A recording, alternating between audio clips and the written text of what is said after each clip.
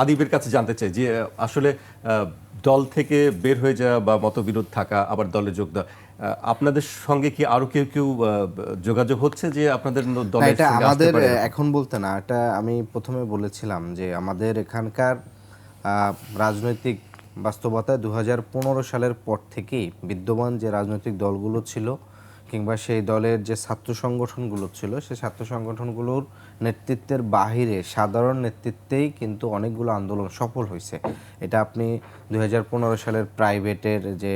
No bat on education আন্দোলন দিয়ে মাত্র শুরু হয়েছে এবং এটা কিন্তু পরবর্তী 18 সালের নিরাপদ সড়ক বলেন, কোটা সংস্কার এবং সর্বশেষ একটা 24-এর ধারাবাহিকতা অভ্যুত্থানটা, মানে এই যে 10 বছরের যে রাজনৈতিক জার্নি, ফলে এখানকার একটা প্রজন্ম কিন্তু নতুন করে রাজনীতিটা ভাবতেছে। ফলে এই প্রজন্মের যারা নেতৃত্ব, প্রজন্ম থেকে যারা উঠে আসা, এদের সবার মধ্যেই কিন্তু একটা রাজনৈতিক বোঝাপড়া কমন জায়গায় কিন্তু তৈরি আছে। কারণ তারা যখন রাজনীতিটা চিন্তা করছে তখন দেখছে যে বিদ্যমান বড় দুইটা রাজনৈতিক দল, তার বাহিরে আপনি রাজনীতি হিসাবে চিন্তা করাটাই কিন্তু তো আপনার সম্ভব ছিল না অনেকের। তো ফলে সেই জায়গাটায় কিন্তু বোঝাপড়ার জায়গাটা কিন্তু এক আছে যে নতুনভাবে কি নতুন করেই সবাই শুরু করতে চায়। তো সেই জায়গা থেকে আমাদের আলোচনা হয়েছে, সবার সাথে হয়েছে, শুধু গণ অধিকার পরিষদ না, আর অনেকগুলো রাজনৈতিক দলের নেতৃত্বের সাথেই আলোচনা হয়েছে। এখন হয়তো ধরেন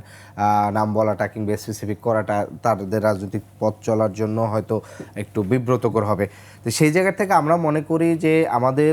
বাংলাদেশের মানুষের, নাগরিকদের যে মর্যাদা, রাষ্ট্র হিসাবে বাংলাদেশকে গড়ে তোলা এবং